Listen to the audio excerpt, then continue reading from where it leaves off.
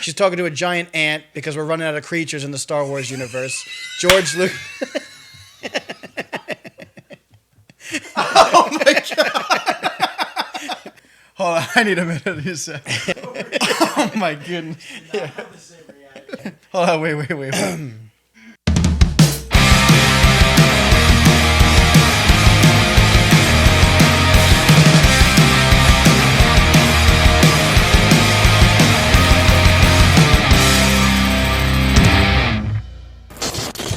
Hey everybody, welcome to Twin Talk, a video discussion show where twin brothers Chris and Kevin drink and draw while talking about comic books, movies, and all things pop culture. We are your hosts, Chris Hart, Kevin Hart. and today we're going to be talking about Mandalorian Season 2, Episode 2. Stick around to the end of the episode to see how our drawing of a Tusken Raider came out. And if you like what you see, subscribe to the channel for more videos.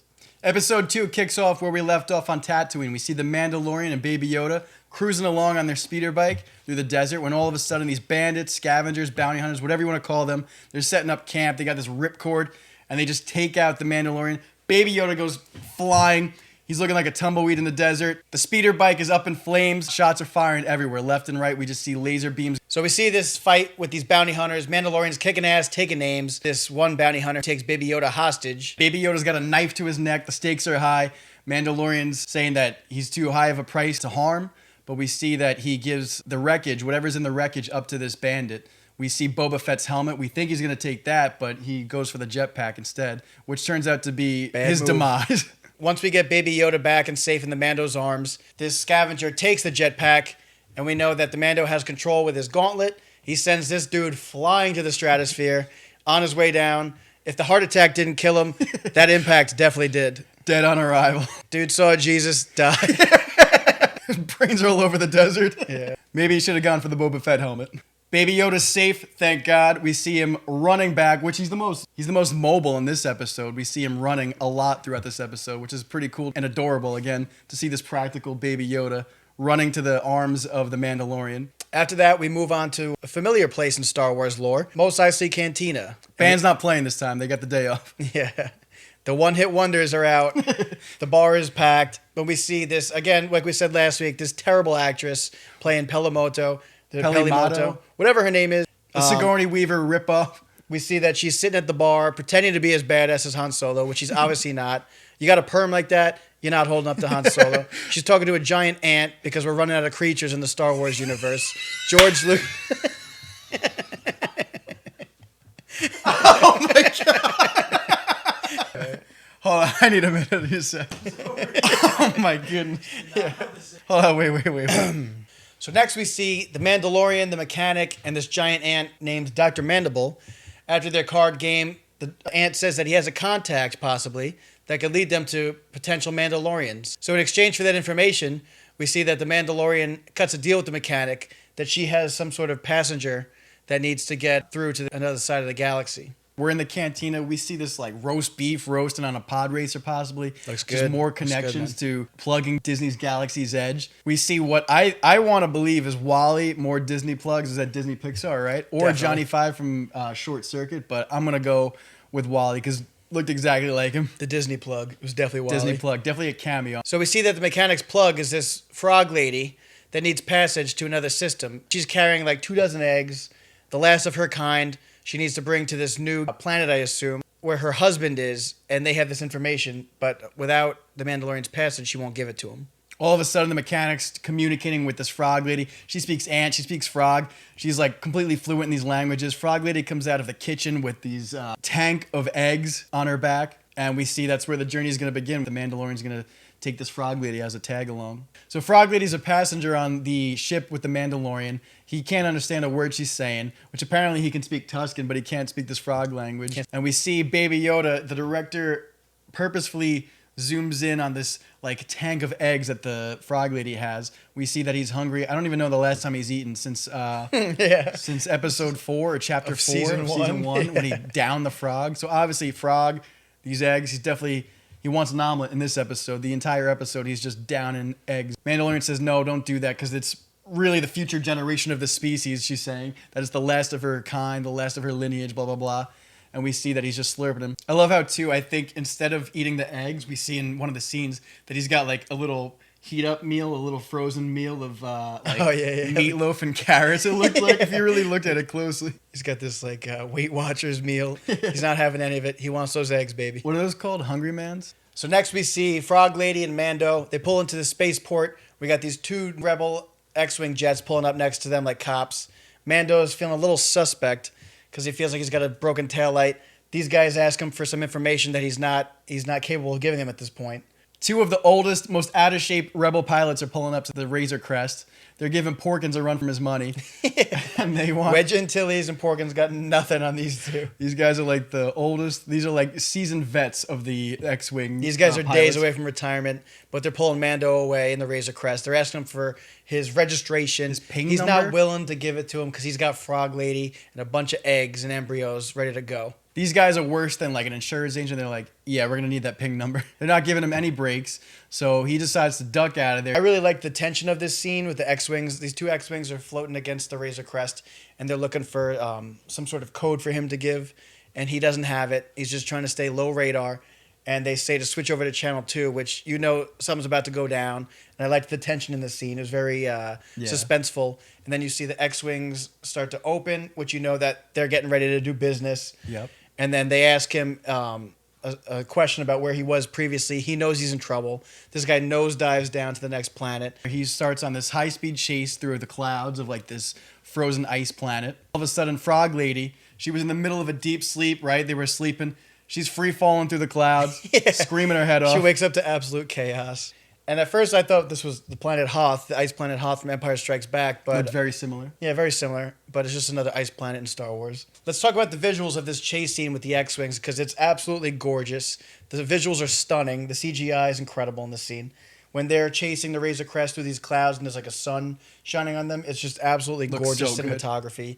It kind of reminds me of the cinematic trailer for that Star Wars game, Squadrons. It looks, Oh yeah, you were showing me that the other day. Yeah, it holds up with the movies. The Razor Crest it's going through the ringer.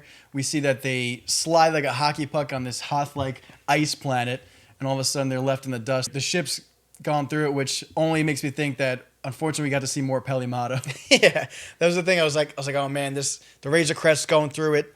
It's awesome what we're seeing, but I just know that in our future we're gonna get more of this freaking mechanic. More screen time. And I cannot stand this actress. I can't stress that enough. They do a quick edit of like the fade to black. Obviously they're unconscious. The ship is completely wrecked. They're stuck on this frozen ice planet. The X-Wings go cruising by. The Mandalorian finds a way to escape the X-Wings for a little bit. He does this maneuver that lands him into this little ice cave, and we see that the Razor Crest falls. They're sitting ducks on this Hoth-like planet. Mando's ready to throw in the towel, but the Frog Lady reminds him that that's not their ways, that they should be honoring their word. And she reminds him through the voice of Q90, which I thought was very smart of this Frog Lady. She used his vocabulator, I think they called it. Yeah. To communicate with the Mandalorian, which Q90, for those out there that know Kamen Rider, he looks exactly like Kamen Rider. He's a pretty good lookalike. Very cool looking character. Mandalorian's beginning to repair the Razor Crest. All of a sudden, he sees that the Frog Lady has completely wandered off. He uses his like Predator heat vision to track down the footsteps.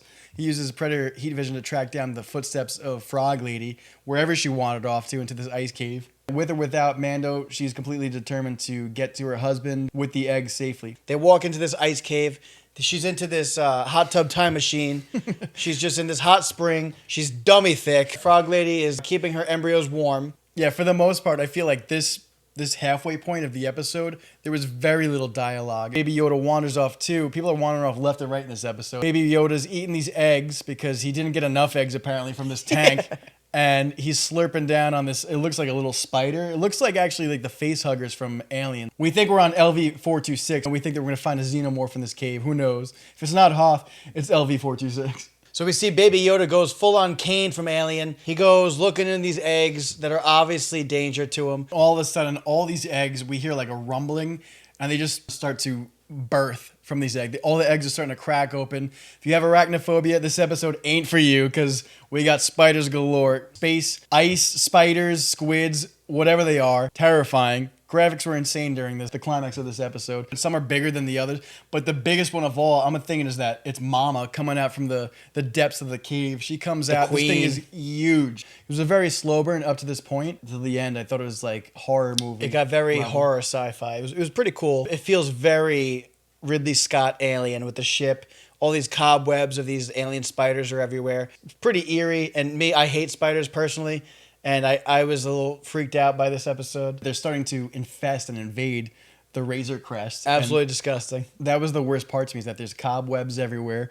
These things are crawling everywhere. They can't shut the door quick enough. He's got the flamethrower, thank God. But even then, I think before he even gets into the Razor Crest, they like shoot a web at his blaster. The whole climax of this episode, I was on the edge of my seat. I was like, oh my God, get into the ship, get safe. And even then, they're crawling on the glass of the cockpit. The Queen space spider ice squid is chasing us down. Mandalorian takes like 3 thermal detonators and he blows through the ice. The Queen falls down. We think it's dead at that point until later on in the episode. They're about to take off. All's looking great. All of a sudden, that gigantic spider from before lands on top of the Razor Crest. It looks hopeless for the Mando, Baby Yoda, and Frog Lady. And all of a sudden, they're getting blasted off the front. These X-Wings that were chasing the Mando before have come back to aid the Mandalorian at this point. We thought they took off. We thought they were sitting ducks in this ice cave.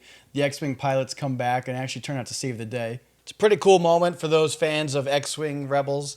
I remember being a kid, I just loved the aesthetic of the pilots, that whole orange and then the helmet. It's just a cool look. So seeing them in action in this episode is pretty awesome to me. So all is well. These X-Wing Rebel pilots save the day. They let the Mando go, and they take off in a haggard Razor Crest, which is definitely in need of some repairs. We thought the Millennium Falcon took some damage throughout the films, but I have never seen more damage to one ship than this Razor Crest from the Mandalorian.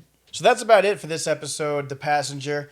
We found this episode to be a little bit forgettable. We had some trouble recalling some of the events in the episode, and that was my problem with Season 1. I know, Kevin, you were more of a fan of Season 1 than me.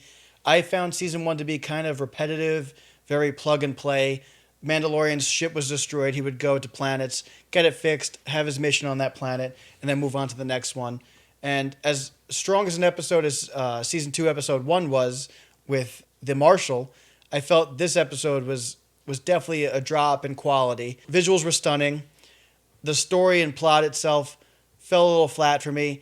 Although I appreciate the horror sci-fi aspect of it, it was a very forgettable episode, and I'm hoping we can get back to more of the plot points of Moff Gideon, the Darksaber, Baby Yoda's powers, where he comes from, and Boba Fett. Let's not forget about Boba Fett. So, Kevin, any final thoughts on this episode? Yeah, I agree 1,000%. I thought this episode was completely all filler, no killer. I obviously know that it's the journey, not the destination, but I feel like that we could have gotten a little bit more besides Frog Lady. Will we see Frog Lady again? Was there like a whole aspect of the fact that her husband was like on this other planet? How important are her eggs to this show? Yeah. How important is her husband that's on this planet waiting for her? We're hoping that the show picks up, and we hope that some of the major plot points can come back into play throughout the season. A lot happened, but also very little happened too. I'm on the fence about this episode. I thought the practical effects, again, between the ant, the Frog Lady, I thought they held up pretty well. Baby Yoda, again, like we said before, he was very mobile in this episode. He was running away from the spiders. Most we've definitely seen him move. He was running away from the bandits, and I thought they did a good job of making him look realistic. I'm definitely hoping that episode 3 kind of picks up a little bit. I mean, again, the climax was very entertaining with the giant ice spiders, but I hope that we get a little bit more story. Absolutely. Like you said before, I feel like this episode it accomplished a lot for moving the plot very little. And I hope we can get more major plot points or story beats that can move the story a little bit more quickly, because so far this entire series to me has been very slow burn, and I'd like to see it pick up. In every episode, it seems to be that there's like 3, maybe 4 major things that happen in the episode, and they just focus on that. And again, it's very episodic. Obviously, we got weekly episodes. So I like the feel of like this week's adventures, but I hope that they could kind of pick up the pace a little bit. It reminds me a lot of 50s sci-fi where, like you said, it's this week's adventure. You're dropped in, the episode takes place, and then you move on to the next one. But in 2020, content is quality at this point. We're getting so many stories these days that we need to move the plot a little bit quicker than what we're seeing. And we hope that the showrunners can take that and run with it. The thing I know I look forward to most, sometimes if the episodes on The Mandalorian are too filler, I look forward to seeing the concept art at the end credits, because they're gorgeous. And it's just cool to see the artist's visual representation of what they saw, and then to see what the directors and showrunners put into place after that. Anyways, that about wraps up today's episode of Twin Talk. If you liked the video, give it a thumbs up, comment below to join the discussion, and don't forget to subscribe to the channel for more content. We'll see you next time. Peace!